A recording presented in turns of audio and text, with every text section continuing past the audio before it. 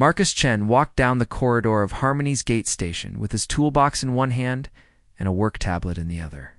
He was tired. It had been a long shift, and all he wanted was to finish this last repair job and go home. The tablet showed a simple task. Fix a broken environmental control panel in Section 7 Delta. Easy work for a maintenance technician with 5 years of experience. The problem was that Section 7 Delta had been recently renovated. The station map on his tablet was 3 months old. Marcus turned left where he thought he should turn, then right at what looked like the correct junction. The corridors all looked the same with their gray walls and dim lighting. He reached a door marked with symbols he did not recognize. They looked like the standard maintenance access markings, just in a different style. Marcus assumed it was part of the new renovation design. He pressed the door panel, and it slid open with a soft hiss. Marcus stepped inside, already reaching for his tools. Then he froze. The room was not a maintenance corridor. It was a large, beautiful chamber with walls covered in flowing silk curtains. Soft golden light came from floating orbs near the ceiling. And in the center of the room stood 3 tall, elegant figures. They were the Valkyrian princesses. Marcus had seen their images on the station news feeds. Everyone on Harmony's Gate knew about them. They were here for the Grand Unity Ceremony, a peace treaty that could end decades of war. But seeing them in person was different. They were over 7 feet tall with skin that shimmered like pearls. Their eyes were large and golden, and their hair moved like living silver threads. Right now, those golden eyes were staring at Marcus with shock and anger. Princess Valkyria, the tallest one, was wearing only a thin robe that hung open. Princess Talmina was brushing her hair, dressed in what looked like ceremonial undergarments. Princess Cassandra was stepping out of a bathing area, wrapped in a towel. For 3 long seconds, nobody moved. Then Valkyria screamed something in her own language.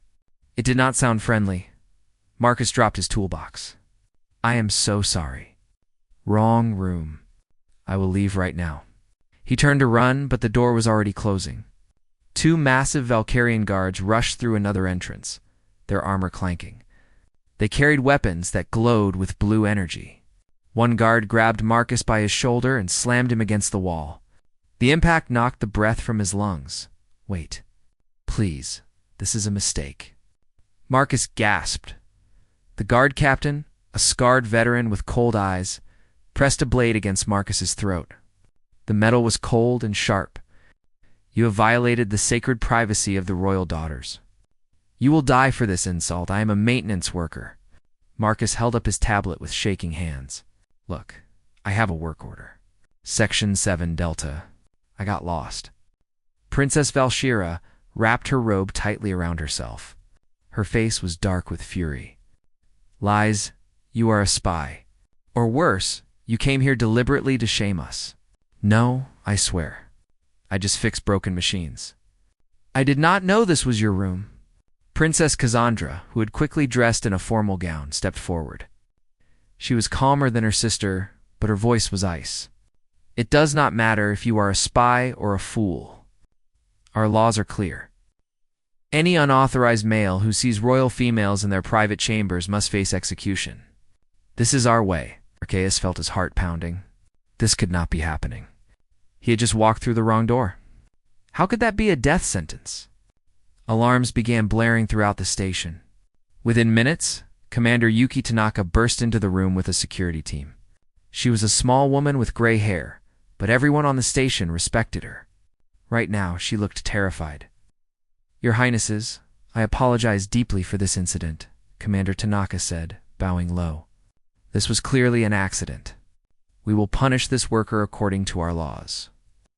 "Your laws do not matter here," Princess Valkyria said coldly. "He violated our customs. He will face our justice." Commander Tanaka's face went pale. "Your Highness, please. This man made an honest mistake. Our station maps are outdated after the renovation. He thought he was entering a maintenance area." Princess Talmina, who had been quiet until now, spoke softly. "Commander, we understand your position, but you must understand ours. If we allow this insult to pass, we show weakness. Our people will see us as compromised. The treaty negotiations will fail. The weight of her words settled over everyone in the room. This was not just about Marcus anymore. The peace treaty between the Valkyrian Empire and the Draxian Coalition had taken years to arrange. Humanity's Federation was the neutral mediator. If the Valkyrians walked away now, the war would continue. Millions more would die. Commander Tanaka closed her eyes for a moment. When she opened them, she looked at Marcus with deep sadness. I am sorry, Chen. This is bigger than both of us. You are going to let them kill me. Marcus could not believe what he was hearing. For walking through the wrong door? There may be another option, Princess Cassandra said. She glanced at her sisters. We could offer trial by combat. If he defeats our champion, he earns his freedom. It would satisfy our honor laws. Princess Velshira nodded slowly. Yes, that would be acceptable. If he has courage, he can fight for his life. Marcus looked at the guards around him. They were warriors, trained since childhood. He was a maintenance technician who had not been in a real fight since middle school. I will die either way. Then you will die with honor instead of shame, Velshira said. Choose now. Execution or combat. Commander Tanaka leaned close to Marcus and whispered, Take the combat option. It buys us time. Maybe we can find a diplomatic solution. Marcus thought about his sister back on Earth, his mother, his friends. He thought about dying on this cold station far from home because of a wrong turn and an outdated map. I will fight, he said quietly. Princess Velshira smiled, but it was not a kind smile. Brave for a human, or foolish. We will see which. The combat will take place in 3 days. Use that time to prepare for death. The guards dragged Marcus away. As he left, he caught Princess Talmina watching him with an expression he could not read. Was it curiosity? Pity? He did not know. All he knew was that he had 3 days to somehow survive the impossible. His simple maintenance job had just become a matter of life, death, and galactic peace. Part 2. Understanding the enemy, the detention cell was small and cold. Marcus sat on the metal bench, his head in his hands. He had been here for 6 hours, and every minute felt like an eternity. Through the transparent wall, he could see station security guards walking past. Their faces full of pity. Commander Tanaka arrived shortly after the evening shift change. She looked exhausted, with dark circles under her eyes. She sat down across from Marcus and sighed deeply. I have been in meetings all day, she said.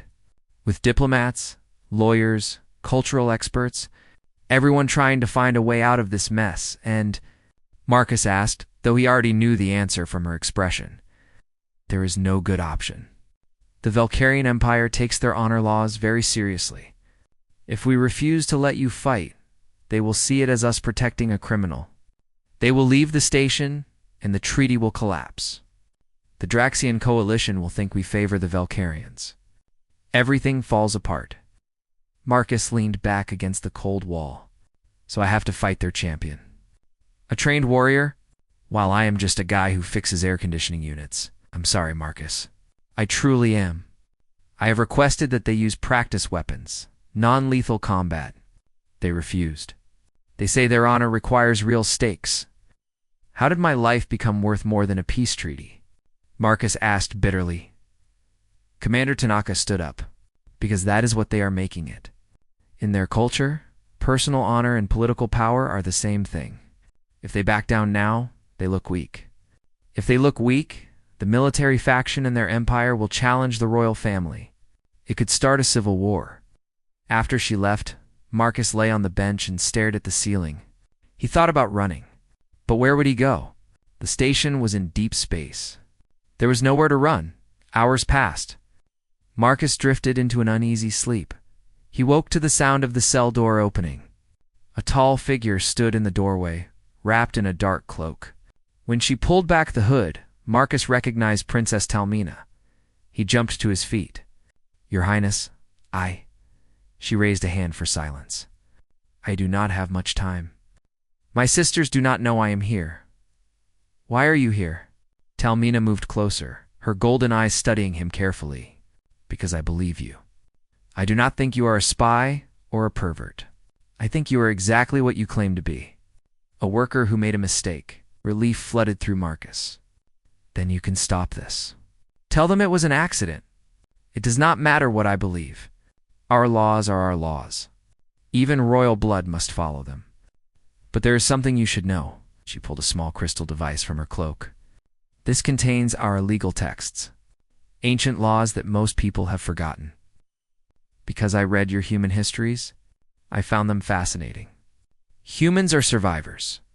You adapt. You find solutions where others see only walls. There is a phrase in your old languages. Think outside the box.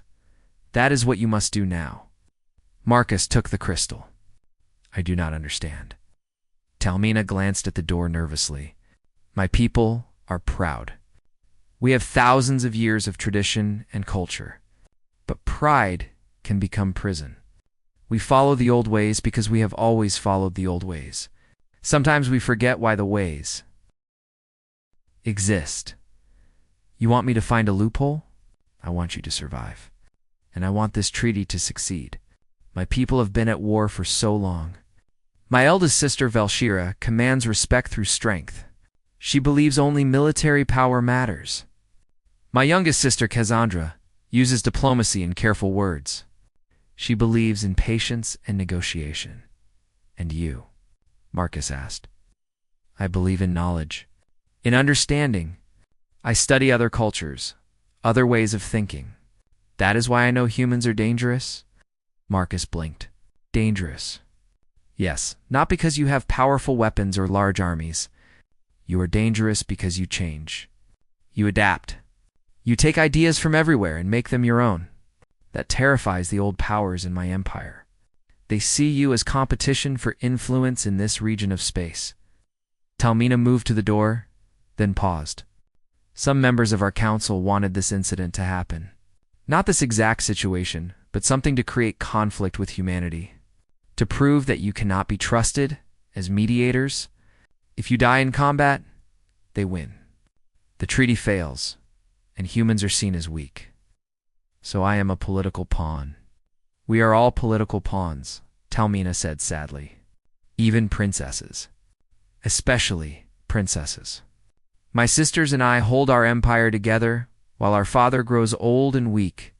We each represent a different faction. If we show unity, the empire has unity. If we fight among ourselves, everything collapses. She pressed a button on her wrist device, and the cell door opened. Read the texts. Look for the path of understanding. That is all I can tell you. Why are you helping me? Marcus asked. Talmina smiled slightly. Because I am curious what a human will do when trapped. And because I think the old ways need to change, perhaps you will show me how. After she left, Marcus activated the crystal. Holographic text appeared written in Valkyrian script. Fortunately, the station's computer could translate it. He began to read. Hours turned into more hours. The legal texts were dense and complicated, full of formal language and historical references. Marcus's eyes burned with exhaustion, but he kept reading. There had to be something here. Talmina would not have risked visiting him if there was not. Then, deep in a section about ancient trial customs, he found it. A single paragraph that made his heart race. The path of understanding.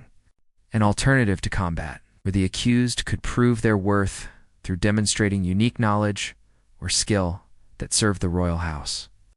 It was rarely used because most who invoked it failed and faced even harsher punishment. Marcus read it 3 more times to make sure he understood correctly. Then he started laughing. It was crazy. Absolutely insane. But it might work. He called for the guard. I need to speak with Commander Tanaka. Right now. The guard looked confused. It is 3 in the morning. I do not care. Wake her up. Tell her I found something. Tell her I have a plan. 20 minutes later, Commander Tanaka arrived, still in her sleep clothes, with a jacket thrown over them. This better be important, Chen. Marcus showed her the crystal and explained what he had found. As he talked, her eyes grew wider. When he finished explaining his plan, she stared at him in silence for a long moment. That is the craziest thing I have ever heard, she finally said. Will it work? Commander Tanaka rubbed her tired eyes. I have no idea. But it is better than watching you die in combat. I will arrange a meeting with the princesses for tomorrow morning. You better be right about this, Chen. If you fail, they might execute you immediately instead of waiting for the combat. After she left, Marcus lay back down on the bench. His hands were shaking with nervous energy. He had found a chance. A small, desperate chance. Now, he just had to convince 3 alien princesses that a human maintenance technician could solve a problem that had stumped their best engineers. No pressure at all. He closed his eyes and tried to sleep, knowing that tomorrow would decide if he lived or died. Part 3. The human solution. The meeting room was tense and silent. The 3 princesses sat on one side of the long table, their faces cold and formal. Commander Tanaka sat next to Marcus, looking nervous. Several Valkyrian officials stood around the room, watching everything carefully. Princess Velshira spoke first. You requested this meeting, human? You waste our time. The combat is scheduled for tomorrow. Prepare yourself. Marcus stood up slowly. His legs felt weak, but he kept his voice steady. Your Highness, I wish to invoke an ancient rite. The path of understanding. The room erupted in whispers. The Valkyrian officials looked at each other in surprise. Princess Cassandra leaned forward with interest. Even Velshira seemed caught off guard. Where did you learn of this? Talmina asked, though Marcus noticed she did not sound surprised. I spent all night reading your legal texts. The path of understanding allows me to prove my worth through service instead of combat. If I can demonstrate unique knowledge or skill that benefits the royal house, I earn my freedom. Velshira laughed coldly. That law is from the old times. It was created when our people still valued scholars as much as warriors. No one has successfully invoked it in 300 years. But it is still law, Marcus said firmly, unless your traditions mean nothing. The insult hung in the air. Velshira's eyes flashed with anger, but Cassandra put a hand on her sister's arm. He is correct, Cassandra said. The law still exists. If he wishes to invoke it, we must allow it. That is our way. Fine, Velshira said through clenched teeth. What skill do you claim to possess that could possibly interest us? Marcus took a deep breath. This was it. Everything depended on the next few minutes. Since you arrived at this station, your quarters have had environmental control problems. Temperature fluctuations. Humidity issues. Air circulation failures. Your delegation has complained multiple times. Station engineers have tried to fix it. All of them failed. So, Velshira said impatiently, so I can fix it. I can make your quarters comfortable. Properly comfortable, the way you need them to be. The princesses exchanged glances. One of the officials, an older male with elaborate robes, spoke up. We have tried everything. The station's systems are incompatible with our biological needs. It cannot be fixed without replacing the entire environmental grid. That is what your engineers believe, Marcus said. But I am not your engineer. I think differently. Princess Talmina tilted her head thoughtfully. Explain. Marcus pulled out his tablet and displayed technical diagrams. Your environmental systems and our station systems work on completely different principles. Your engineers try to make one system dominant. They try to force compatibility. That does not work. The systems fight each other. And you have a better approach? Cassandra asked. Yes, I do not try to make them compatible. I let them stay incompatible. But I build bridges between them. Translation interfaces. Buffer zones. I make them talk to each other without forcing them to become the same thing. Velshira stood up. This is nonsense. You are a simple maintenance worker. You think you can solve what expert engineers could not? Yes, Marcus said simply. Because experts often cannot think outside their training. I am not limited by that. I fix problems using whatever works. I do not care if it is elegant or follows the rules. I care if it works. The room was silent for a moment. Then Velshira smiled cruelly. Very well, I accept your challenge. You have 2 days to fix the environmental systems in our quarters. If you succeed, you earn your freedom. If you fail, you will still face combat. But the punishment for wasting our time will be added to your crimes. What does that mean? Commander Tanaka asked nervously. It means if he fails, the combat will be to the death with no chance of mercy. And his body will be dishonored, sent into space without ceremony.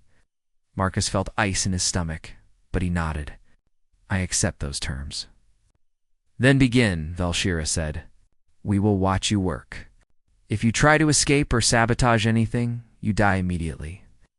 Marcus was escorted to the royal quarters under heavy guard. He brought his tools, his tablet, and every portable sensor he could carry. The princesses followed at a distance, observing silently. The quarters were beautiful, but clearly uncomfortable. Marcus could see the Valkyrian servants sweating in some areas and shivering in others. The air smelled stale. He checked his sensors and winced. Temperature was swinging between too hot and too cold every 20 minutes. Humidity was all wrong. Air circulation was creating dead zones. Okay, he muttered to himself. Let us see what we are working with. He traced the environmental control systems through the walls using his scanner. The station's human-designed systems were trying to regulate temperature based on standard Earth-like parameters. The Valkyrian systems were trying to create conditions suitable for their homeworld. Both systems were fighting for control, and neither was winning. Marcus sat down and started sketching on his tablet. The solution formed in his mind like pieces of a puzzle coming together. He needed to create a buffer layer, a neutral zone where neither system was dominant. Then he needed translators that could read the EP, signals from both systems, and coordinate them. He worked through the day and into the night. The princesses took turns watching him. Velshira looked bored and contemptuous. Cassandra watched with diplomatic interest. But Talmina asked questions. Why are you using manual connectors instead of wireless links? She asked at one point. Because wireless can be disrupted, Marcus explained while connecting cables. Physical connections are reliable. Not fancy, but reliable. Your approach is very direct. Very simple. Simple usually works better than complex. Complex systems have more things that can break. As the second day began, Marcus entered the final phase.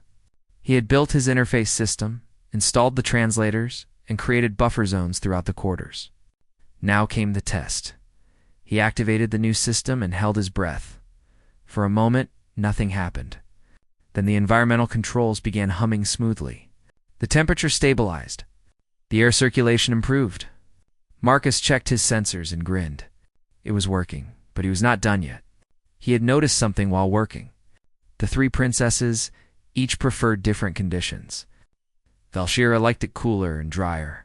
Talmina preferred warmth. Cassandra wanted specific humidity levels. Marcus made adjustments to his system, creating zones within the quarters. Each princess's private area could now have its own customized environment. All the shared spaces remained neutral and comfortable for everyone. What are you doing now? Velshira asked.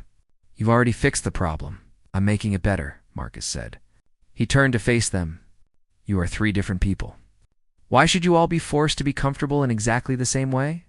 Your Highness Velshira, your quarters are now set to 18 degrees Celsius with low humidity.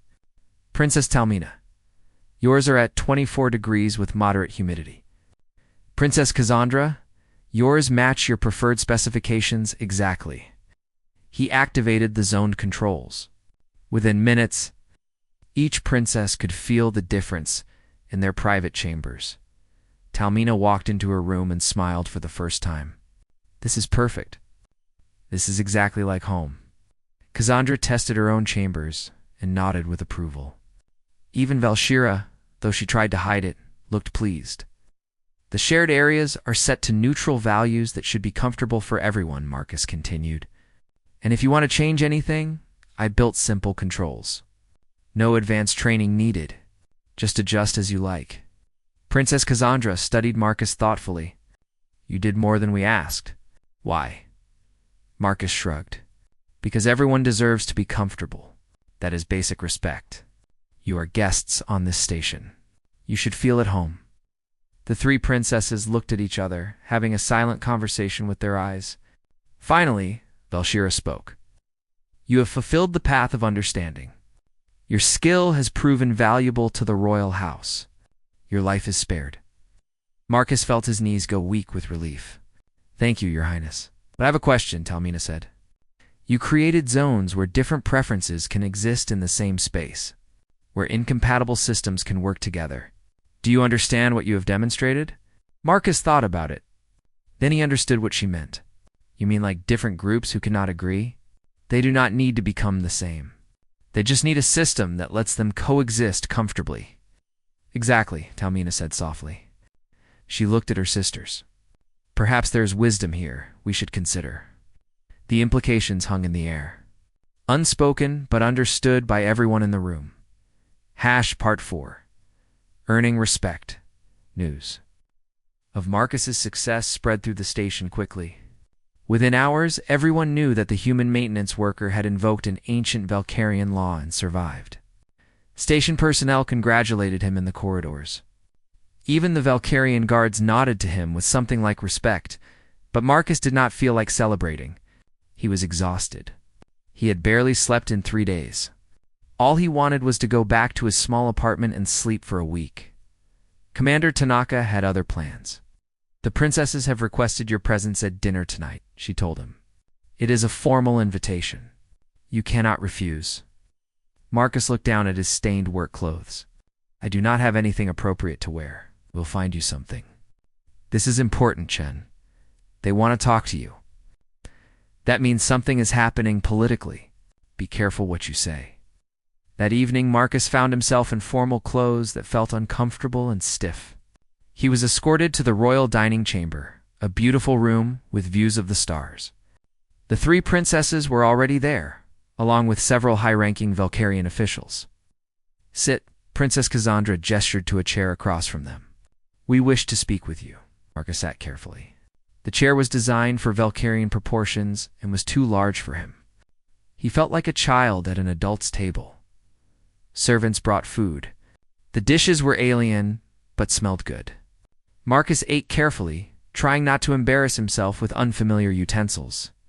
You are nervous, Talmina observed. Yes, Your Highness. I am not used to dining with royalty. Relax, she said with amusement.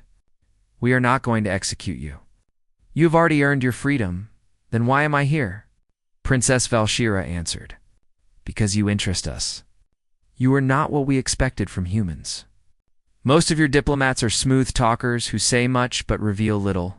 Your military officers are professional, but cautious. But you are direct, practical. You solve problems instead of discussing them endlessly. I am just a maintenance worker. No, Cassandra said firmly. You are more than that. Perhaps you do not see it, but we do. You demonstrated something important these past few days. One of the Valkyrian officials, an elderly female with silver hair, leaned forward. You are young for your species, yes? I am 28, Marcus said. And your education? I have a technical certificate in environmental systems. 2 years of training, the official looked at the princesses meaningfully. A basic education. Simple training. Yet he solved a problem that defeated engineers with decades of experience and advanced degrees. That is what I find interesting, Talmina said. Marcus, why do you think you succeeded where others failed? Marcus thought about it while he ate. Because I was not trying to prove I was smart. I was trying not to die. When you are desperate, you do not care about following the proper methods. You just do whatever works. Desperation breeds innovation, Talmina said thoughtfully. Is that a human trait? Maybe. Humans have always been good at surviving. We are not the strongest species. We are not the smartest. But we adapt. We change. We use tools and ideas from anywhere we can find them. Valshira studied him carefully. You said something while you were working? You said that simple usually works better than complex. Do you truly believe that? Yes. Complex systems are fragile. Too many parts that can break. Simple systems are more reliable. Our empire is very complex, Valshira said quietly. Thousands of years of traditions, layers of social hierarchy, complicated political structures. Are you saying it is fragile? Marcus realized he was walking into dangerous territory. I am saying that sometimes complexity makes problems harder to fix. That is all. But you believe simpler would be better? I believe every system should be as simple as it can be while still doing its job. No simpler, but no more complex either. Cassandra smiled slightly. A diplomatic answer. You are learning. The dinner continued with lighter conversation. Marcus learned that the princesses were not just decorative figures. Velshira commanded a fleet of warships. Talmina ran several research institutions. Cassandra negotiated trade agreements with dozens of species. We each have our role, Cassandra explained. Velshira maintains military strength. I handle diplomacy and politics. Talmina preserves knowledge and culture. Together, we keep the empire stable. What happens if you disagree? Marcus asked. The three sisters looked at each other. Finally, Talmina answered, then the empire suffers. Our father, the emperor, is old and weak. Real power rests with us now. If we show unity, the factions beneath us remain peaceful.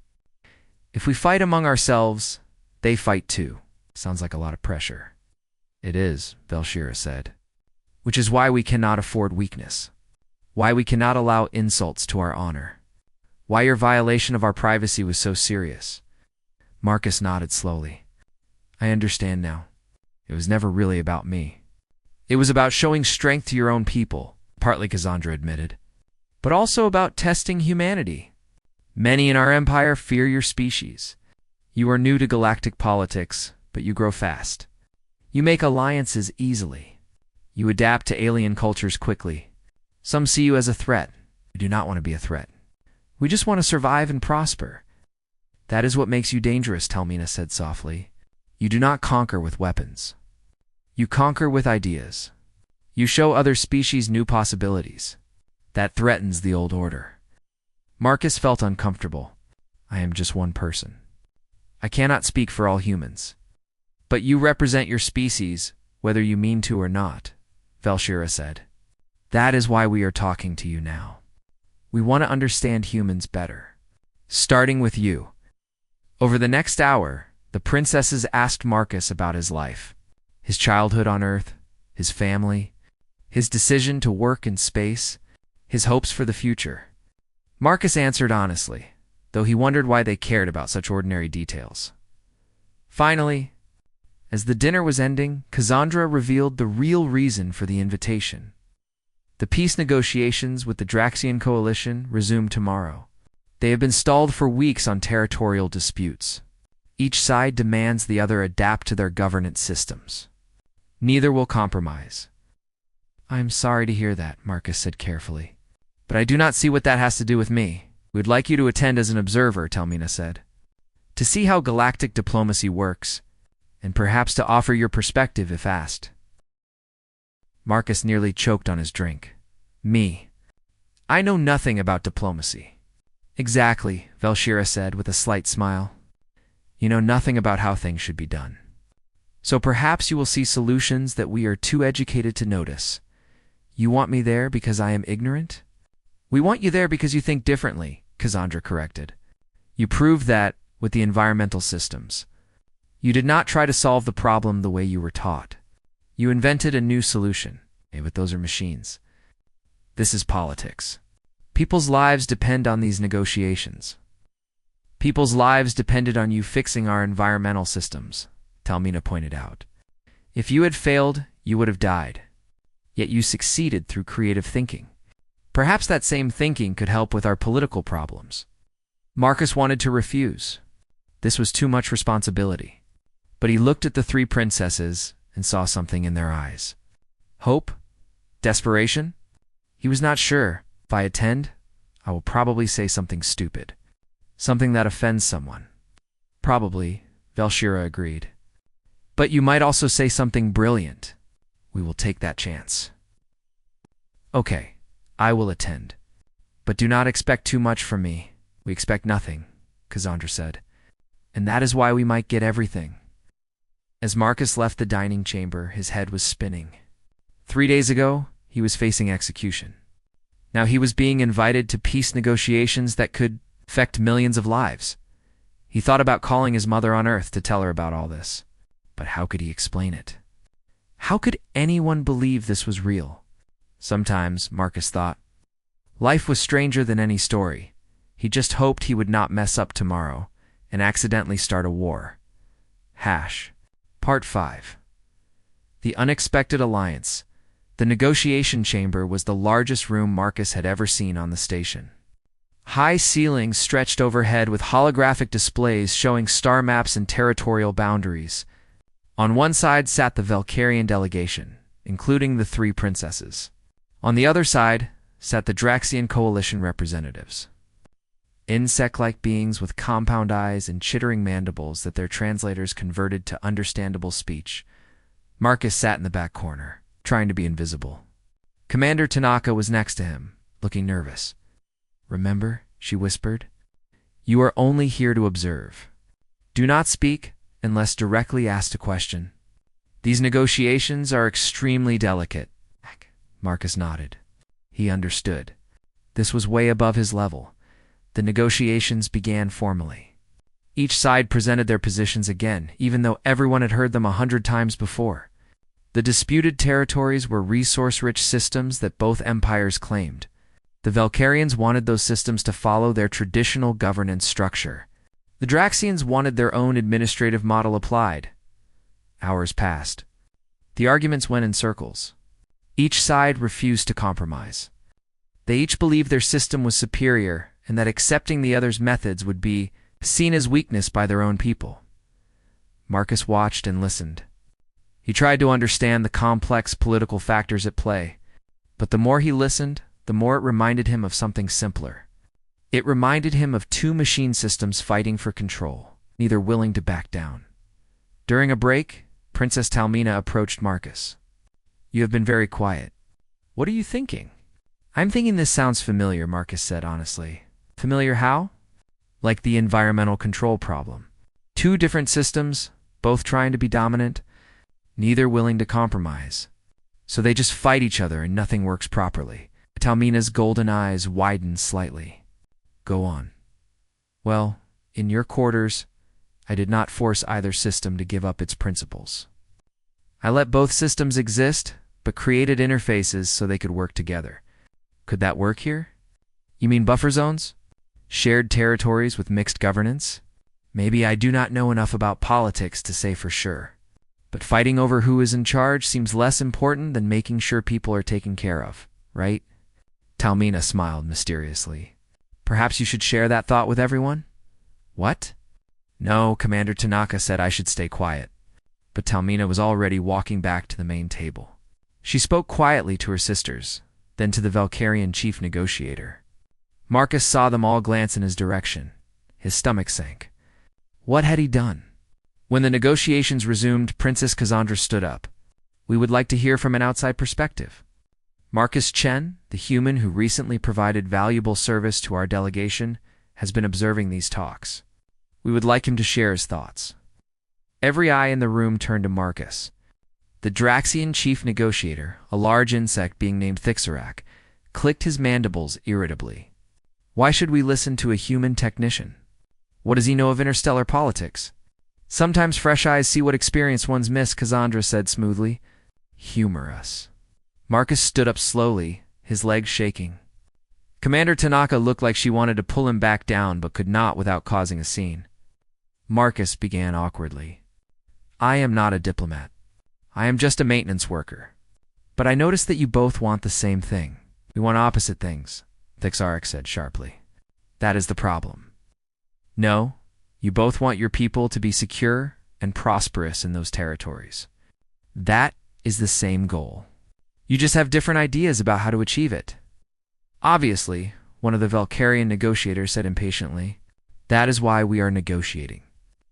Marcus took a deep breath. "When I fixed the environmental systems in the royal quarters, I had 2 systems that were incompatible. Both were good systems. Both worked fine on their own.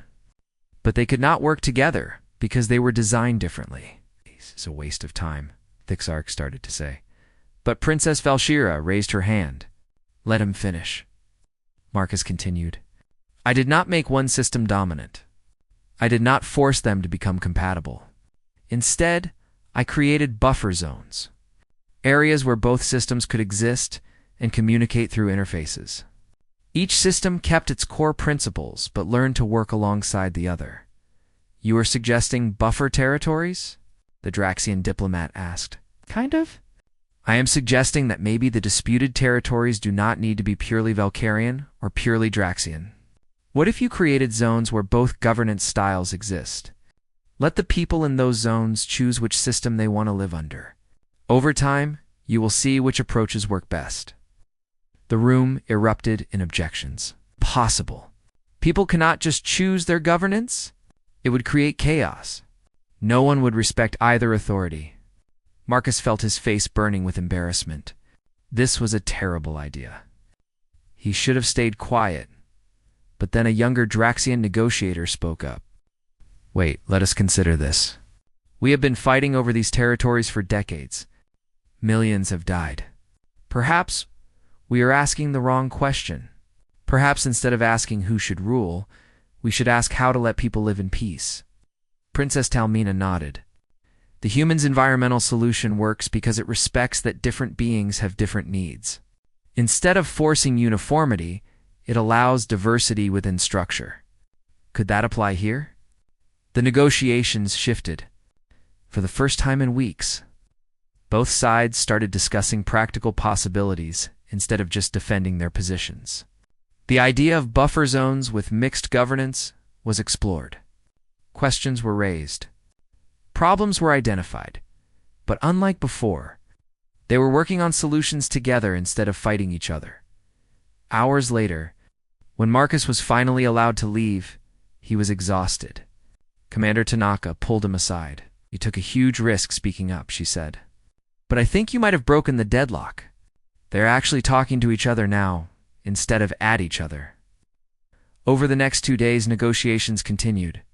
Marcus was not invited back, which relieved him greatly.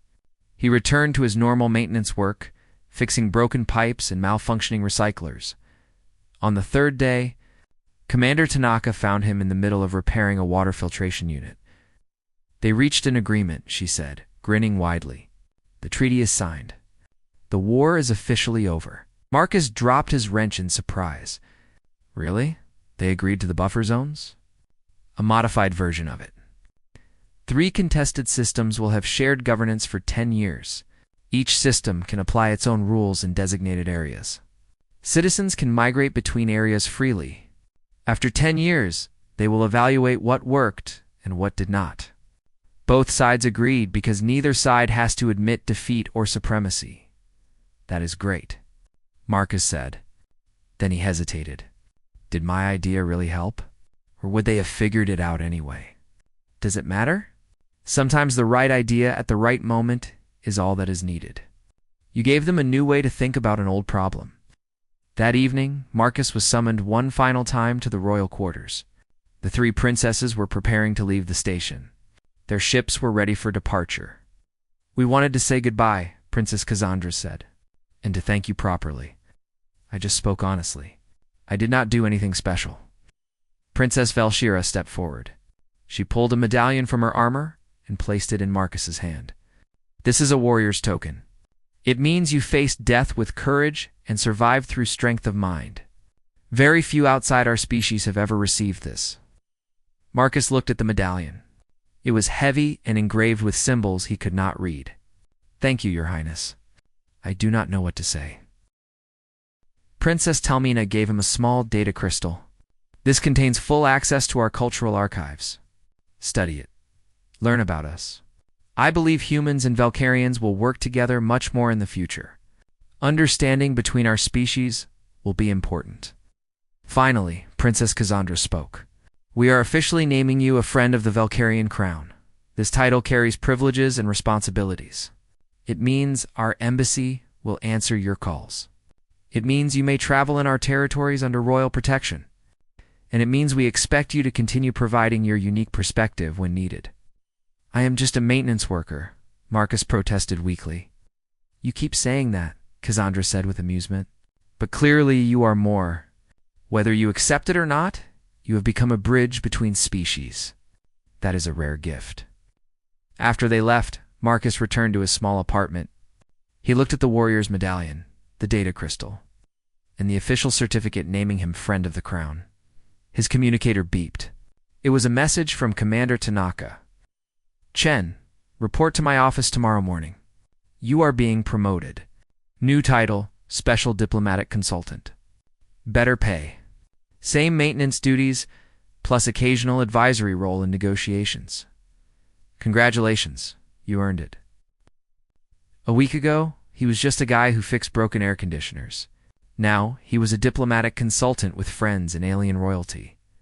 The next morning, Marquez reported for his maintenance shift as usual. There was a broken recycler on level 12 that needed attention. As he gathered his tools, he thought about everything that had happened. He had walked through the wrong door and nearly died for it. But somehow, that terrible mistake had led to peace between warring empires. It had shown him that sometimes the biggest problems had simple solutions. That treating people with respect and trying to understand their needs mattered more than fancy titles or complex strategies. Marcus picked up his toolbox and headed for the broken recycler. Some junior technician had tried to fix it and made it worse. Marcus shook his head with amusement. Time to clean up someone else's mess and make things work properly. It was what he did best, as he worked. He thought about what Princess Talmina had said. Humans were dangerous because they adapted. Because they borrowed ideas from everywhere and made them work. Maybe that was humanity's real strength. Not weapons or technology, but the ability to build bridges between different worlds. Different systems, different species. To find the common ground and create interfaces where none existed before. One maintenance call at a time. One fixed problem at a time. One honest conversation at a time. It was not glamorous work. But it mattered, and sometimes that was enough to change the galaxy. Marcus smiled to himself and got to work. The recycler was not going to fix itself. There were always more broken things that needed attention. But now he knew that fixing broken things, whether machines or diplomatic relations, was something humans did very well indeed. And that made him proud.